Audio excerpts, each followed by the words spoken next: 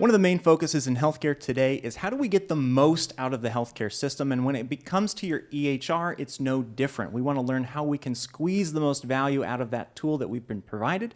And some users take this to the next level to become super users. And here to speak with us about that today are Steve Kerbin and Jen Davis from Brown Clinic here in Watertown, South Dakota. Thank you guys both for being here today. You bet.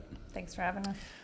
Before we get started with the questions that I think everyone is eager to ask, tell us a little bit about Brown Clinic. What are you guys all about? Ooh, sure. Brown Clinic is one of the few independent multi-specialty practices here in South Dakota, and we provide a wide range of healthcare services for the immediate community and the surrounding area. We have surgeons, a couple surgeons, an OB/GYN doctor, internal medicine, family practice, and we pretty much one-stop shop. We have our own lab and radiology department as well. I believe you guys mentioned you're also part of an ACO. Yes, correct? Right. We joined a physician-led ACO, Echo Care in Sioux Falls. We're in our second year now. All right, big changes there. I'm sure that's a big adventure. So let's talk about that idea of a super user. What do you think defines a super user, and how does that set them apart from other users? What defines a super user? Probably somebody that is generalized in knowing how the entire facility works, because it's not just you can't just know one little piece of how the facility works. You have to know how it's going to interact with a different piece of the software. You also have to know a little bit about medical and a little bit about billing in order to make it all work together. I'd say probably one of the biggest things is you have to have a person who's willing to be open-minded enough to engage the process and learn new stuff and be help you be an advocate for your technology. You mentioned process. I'd really love to talk about that a little bit later. Let's ask the question. You know, you've reached this level of super user, and you guys are both super users here at Brown Clinic. What is your role here as a super user? Well, I'm the Director of Revenue Cycle Management, so I run the billing office, so I have to make sure we do the billing components the way that we do. At the same time, I kind of got a background a little bit in IT, so I try to help the technical pieces. Sometimes when you have someone who's technical minded but not clinically minded, it's hard to bridge that gap. And so I try to help work through that. And Jen and I work together quite a lot on projects as far as implementations and getting, like you started with, we want to squeeze all the value we can. And to me, the only way you're going to do that is embrace it and implement it. If you have an a la carte table of tools and modules, you want to maximize the use of those because certainly they're going to complement each other, and you might find a benefit down the road you don't know. So I started out in lab here, so I know the clinical side of things, and then I moved over to IT and then so I do a lot of IT, but I also am kind of a liaison between clinical and technical side of things as well, because we work with many vendors to make the whole thing work. Right, especially as it relates to interfacing and stuff like that. There's a lot of legwork that goes into that. So your goal is to basically push the adoption of all of these tools. You mentioned you're using those tools that eClinicalWorks provides. Right. So you guys feel that your role is to kind of drive that adoption here at Brown Clinic? Pretty much, and I think if we can apply it to some value, the idea is, you know, if you tell people to use a system because you just told them to use it, right, they're not going to do that. But if you show why, we've talked about that before, is that why is it we need you to click here and put that in that box? On the backside, there's an outcome that we need. You know, we went through a PCMH certification and we had to go through a process of documenting things so we could report. And in the ACO world, we have the same thing.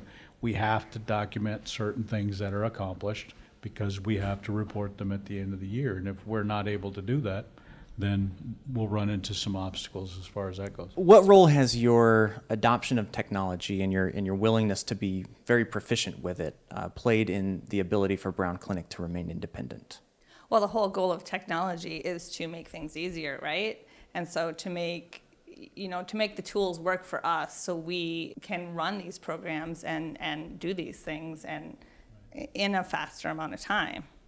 I think independence has brought, like we talked earlier, it's brought a nimble feel to it. We can adjust and react to things as we need to.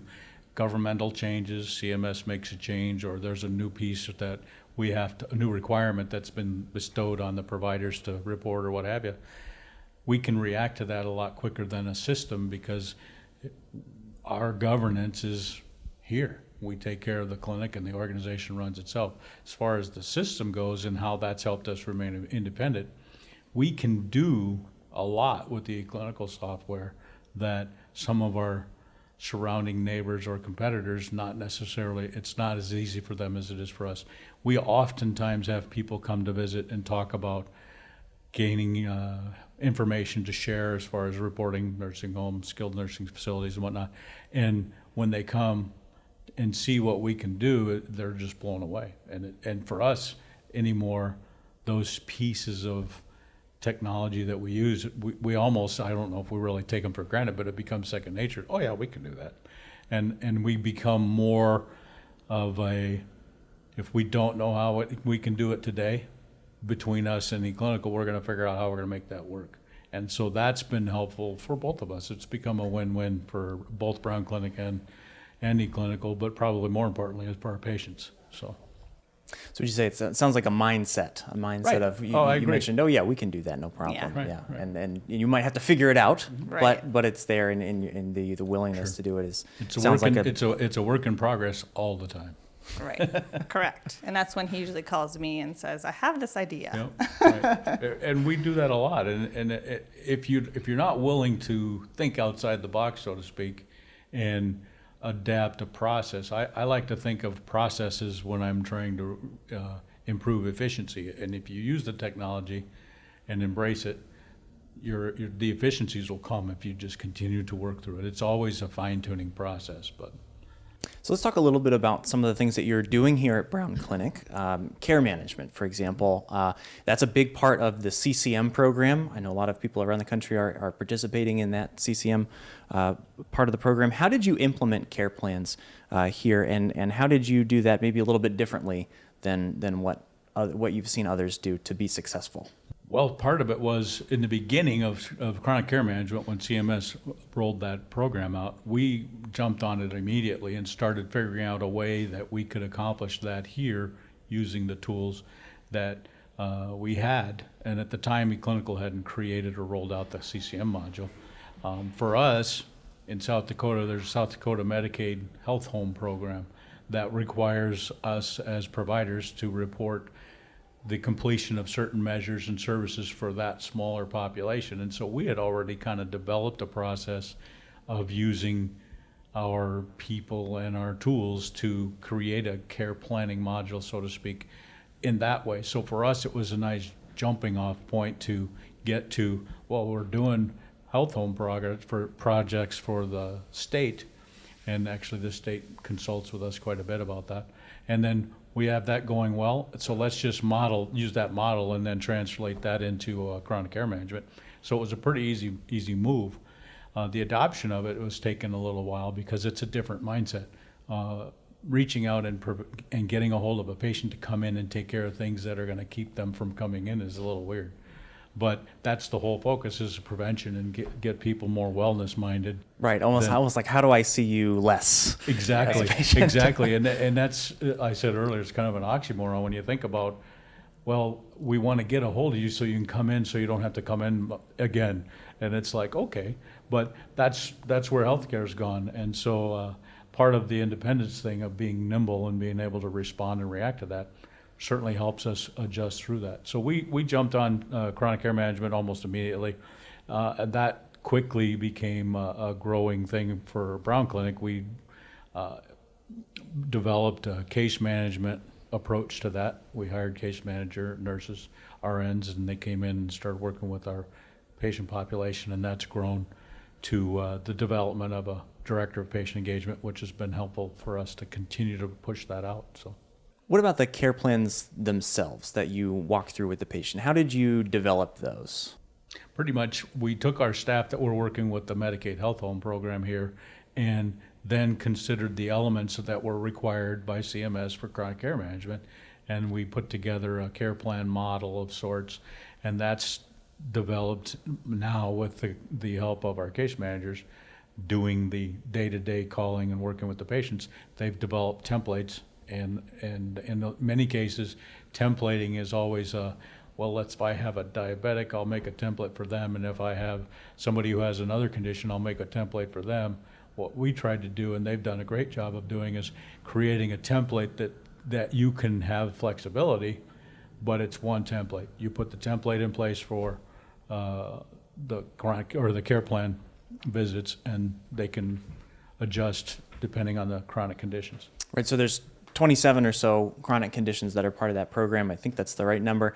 But you don't have 27 different templates is what you're saying. Right. And of course, that sounds like just that alone would be unreasonable. So you've Right. combined them? You kind of combined the templates into a common? I think maybe you're not going to have one that does everything, but at the same time, it's like if you have, in the old days, you use a screwdriver with your hand, and now you just have a drill. Well, you can drill and you screw in screws with it. Well, if you develop a tool that you can use for multiple pieces or multiple functions or conditions, then that's helpful.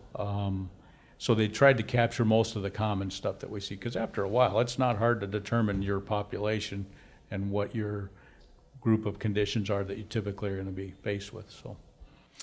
So with MACRA in full swing this year, you guys have decided to avoid the MIPS track by joining that ACO. Right. How did you make that decision, and how is eClinicalWorks helping you with that? Well, to be honest with you, the ACO decision pretty much was made by the ownership, the partnership, and they saw an opportunity, or were presented an opportunity to join the ACO from, like I said earlier, it's a physician-led ACO. It's not connected to a health system. And so there's still some independence there.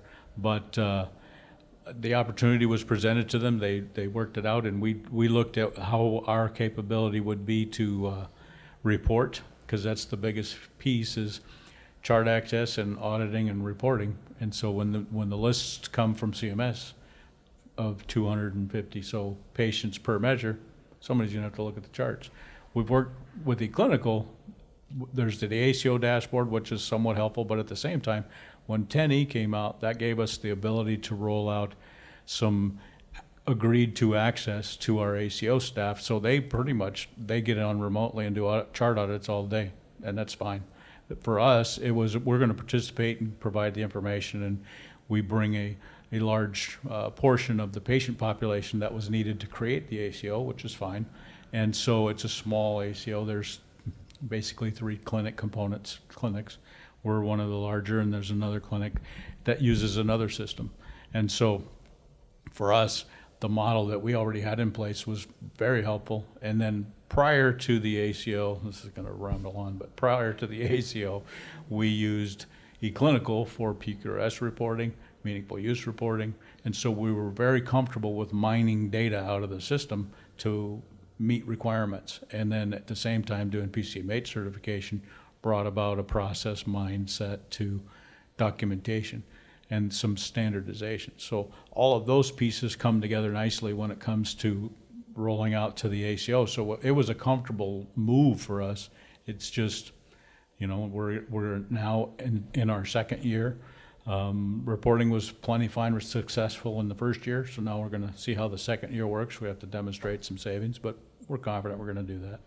I just want to go back and clarify something that you mentioned. Sure. You mentioned the 10E to Yes. provide chart access. And Right. so in case anybody's been living under a rock and hasn't heard, 10E is the browser version of eClinicalWorks. Right. Access anytime, anywhere, any device, all that stuff. So you're actually using that utility to provide your ACO some access to Right. the charts Right. that And- otherwise might be locked in a system And to be somewhere. honest with you, it's kind of in our way, in the days of development with care equality and Commonwealth and those types of things and health information exchanges that are going on, as things develop, we don't want to wait.